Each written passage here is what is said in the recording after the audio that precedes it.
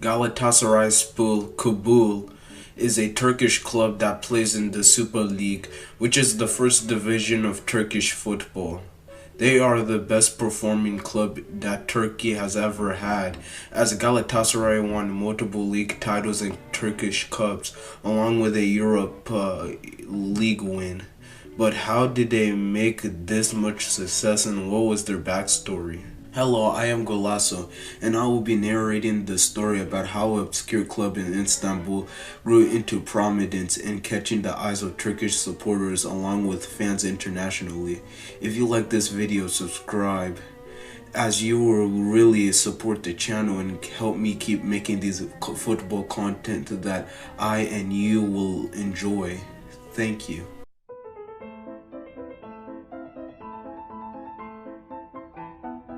Galatasaray High School was built in 1861 in Constantinople during the days of the Ottoman Empire. Existing 560 years before this, the Ottoman Turks grew to the imperial dominance as they controlled most of the Balkans, the Middle East, and Northern Africa, keeping them under control.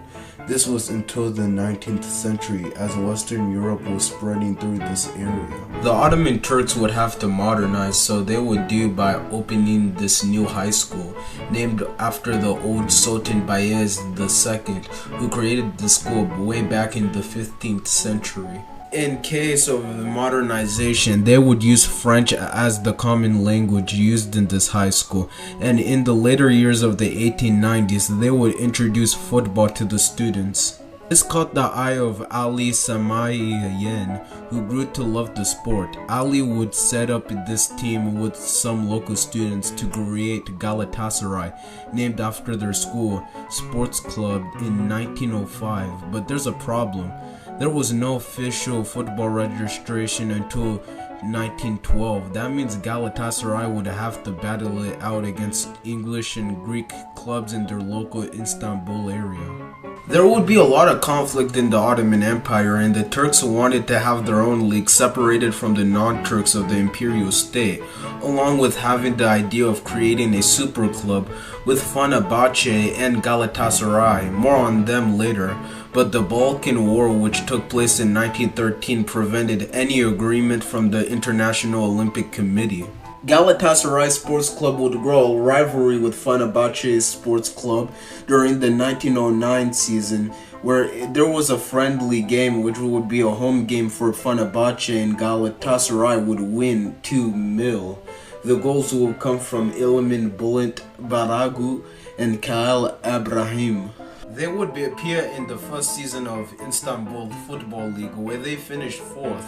They would win a first league title in the 1908-1909 season.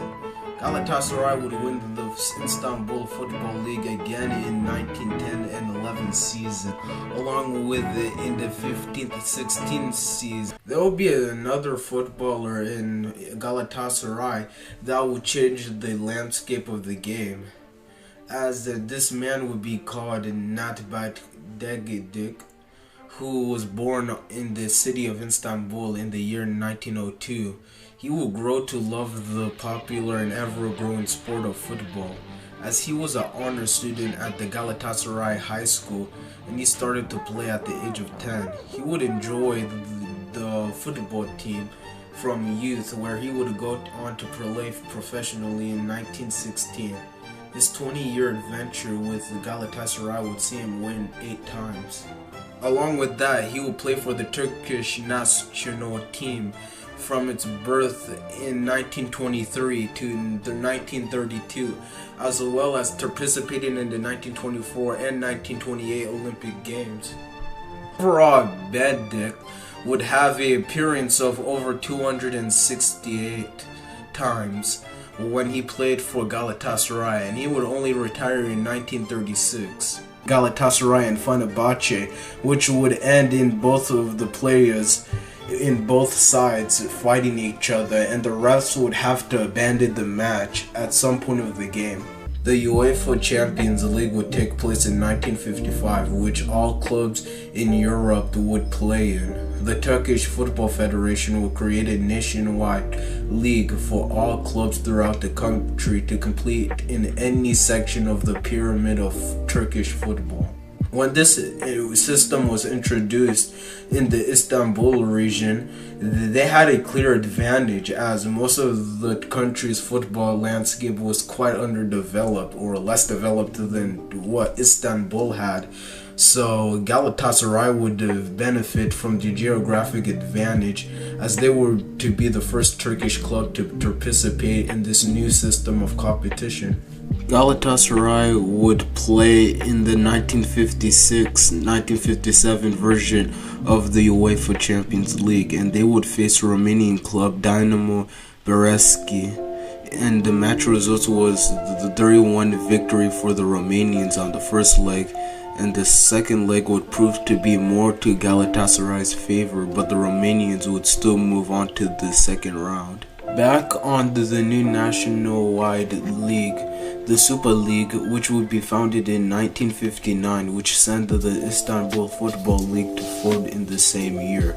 The league would start out with 16 teams, which would be divided to 2 of them, with 8 teams on each side of the groups, and each group would be called, one of them would be called red, and the other would become white groups. So Galatasaray would be in the red group, and they would eventually win the red group, meaning that they would face the winners of the white group, which would be Fenerbahce, and that would mean like these two teams who are also rivals will have to go to the final.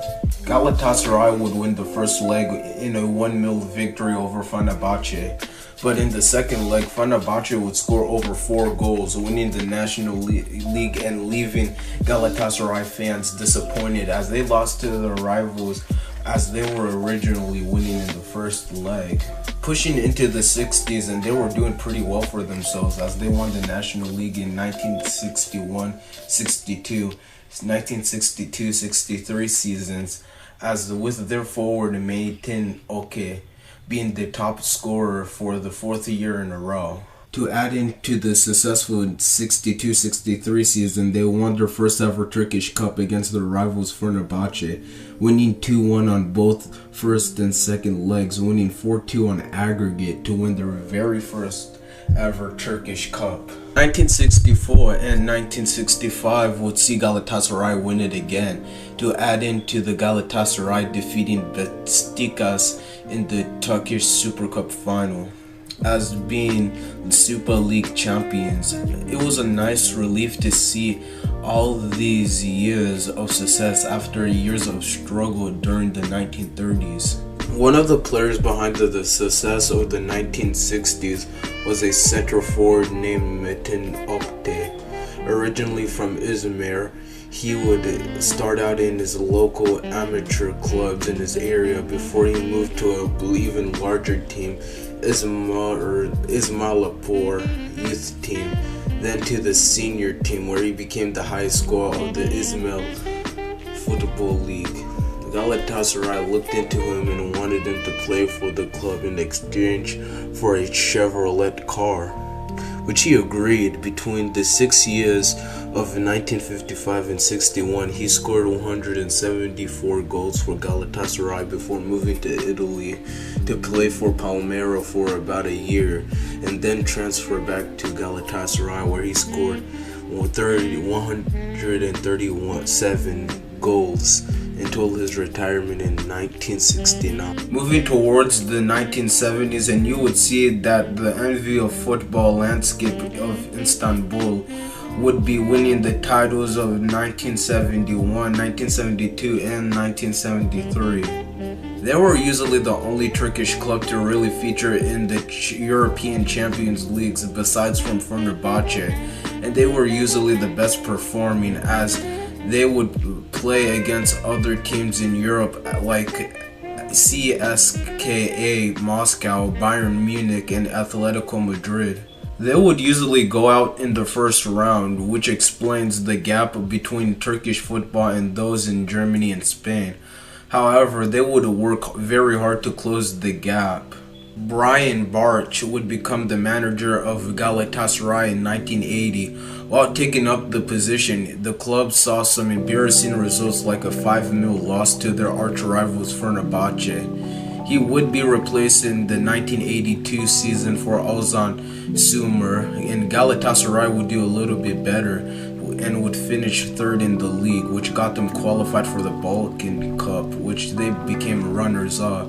A couple seasons later in 1988, Galatasaray would qualify for the European Champions League, and at first they would have to face Austrian club Rapid Wien, where they defeated them on aggregate 2-3 during the first round. Then the second round, they would have to meet Swiss club Neoachel Axmax in the first leg, as it was a 3-0 victory to the Swiss. Then in the second leg, it was a 5-0 demolition by Galatasaray, and it all comes from 2 goal scorers, which was Yulgar Technical in the 18th and 76th minutes and Tajud Kolak in the 55th, 78th, and 84th minute. In the quarterfinals, they would play French club Monaco to see themselves into the semi. Tanju Kolak would score the only goal in the first leg of the quarterfinal. In the second leg, David Preskani scored for Galatasaray in the 51st minute. However, George Weah would score for Monaco in the 65th minute. There would be no other goals scored in this match, so Galatasaray won 2-1 on aggregate. In the semi-final, they would have to face Romanian club Spectua Brăuși in the Stadionul Stadia. Galatasaray would be wiped out in the first leg 4-0, including by 1 penalty from Romanian center attacking midfielder legend Alcoharbe Hagi. Both sides will score in the second leg, which means Stadia Brăuși would go on to the final while winning 5-1 on aggregate, where they would have to face Inter Milan, and that Inter Milan side that destroyed Real Madrid 5-0. Thus, their journey to the 1988 UEFA Champions League came to an end. Yelp Yamin was elected to become president of Galatasaray in 1990, which he held the position up until 1996. During those years, Galatasaray won 2 league titles, 2 Turkish cups, and 2 Super Turkish cups. He mostly used German coaches, which led to the success seen under Karl-Heinz Renner-Holman and Richard Steiff. The biggest surprise came when Galatasaray eliminated English club Manchester United from the UEFA Champions League group stages in 1993. This caught many viewers and football enthusiasts in surprise. During the Saran and Taram era from 1996 to 2000, Galatasaray experienced tremendous success in both domestically and internationally. Faruk Suin served as the president of Galatasaray during this era and played a crucial role in the club's success. Under his leadership, Galatasaray went through significant transformations and established a strong foundation for future achievements. Galatasaray dominated the Turkish Super League during this era and winning 4 consecutive league titles from 1996 to 2000. They showcased their superiority by finishing with comfortable leads over their rivals in multiple seasons. The crowning achievement came from this era was Galatasaray's victory in the UEFA Cup, now known as the UEFA Europa League, in 1999-2000 season. Coached by Fatih Terim, Galatasaray defeated renowned European clubs like AC Milan, Real Madrid, and Leeds United on their path to the final. The final would be held in May 17, 2000 at the Parken Stadium in Copenhagen, Denmark. Galatasaray faced the English club Arsenal, and the match will end in a 0-0 draw, and Arsenal would emerge victorious after a thrilling penalty shootout, winning 4-1 in penalties. Goalkeeper Claudio Tarafo's heroics played a significant role in securing the title as he saved many shots from Arsenal. Galatasaray showed their dominance in the Turkish Cup during this era as they won the tournament 2 times in 1998-99 and 1999-2000 seasons, which would solidify their domestic supremacy upon the Super League. Under Faith Turam's guidance, Galatasaray adopted a attacking and entertainment playing style that captivated fans. They played with intensity, creativity, and never give up spirit, which contributed to their success in both domestically and in Europe. The Turam and Turam era witnessed the rise of several club legends who left the indelible mark on the Galatasaray's history. Players like Hakan Silker, Jorge Hagi, and Ahmet Belzolo, and many others became icons for the club and played crucial roles in the team's achievements. During that period, the president of Galatasaray was held by Ozan Kaledin, who served as the club's president from 2002 to 2008. While Kaledin's tenure, they saw some important developments for the club. Galatasaray won the Turkish Super League twice during Kaledin's presidency. They clinched the league championship in 2005-2006 and 2007-2008 seasons. These victories added to Galatasaray's long-standing tradition of domestic success. Galatasaray also tasted success on domestic cup competitions during this period. They won the Turkish Cup in 2004-05 and the 2013-14 seasons. Additionally, they won the Super Turkish Cup in 2008. Galatasaray regularly competed in the European Champions League during Kaledin's tenure. While they didn't achieve any significant breakthroughs during the competition during this period, they consistently reached out of the group stages and competed with some of Europe's top clubs.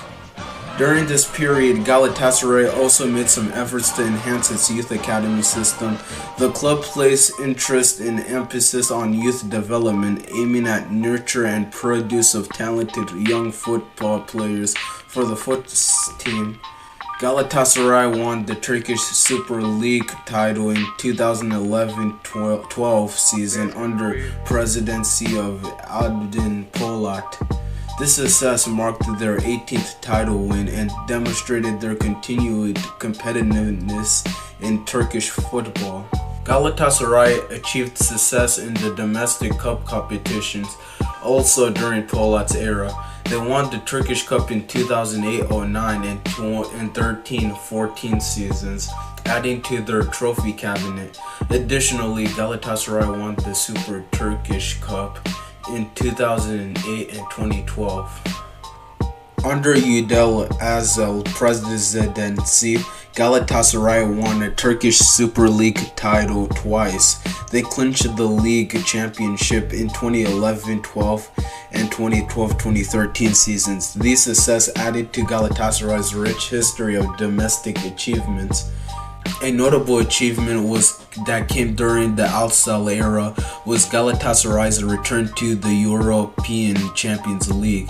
In 2012-13, Galatasaray reached the quarterfinals of the competition, marking their first appearance in that stage since 2000-2001.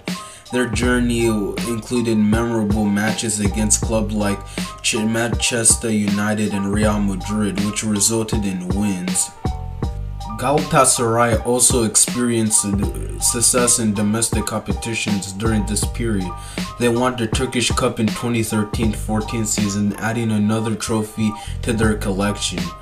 And they won the Turkish Super Cup in 2012 and 2013.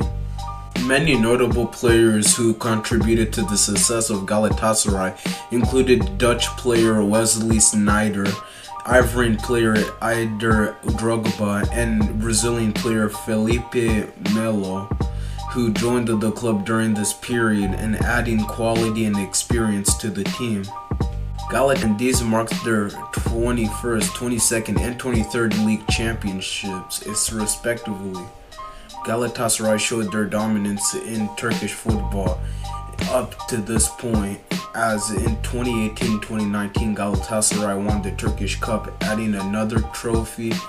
Galatasaray would be focusing on improving financial stability and investing in infrastructure projects, as many initiatives to strengthen their financial position and develop modern facilities for the training and match day facilities.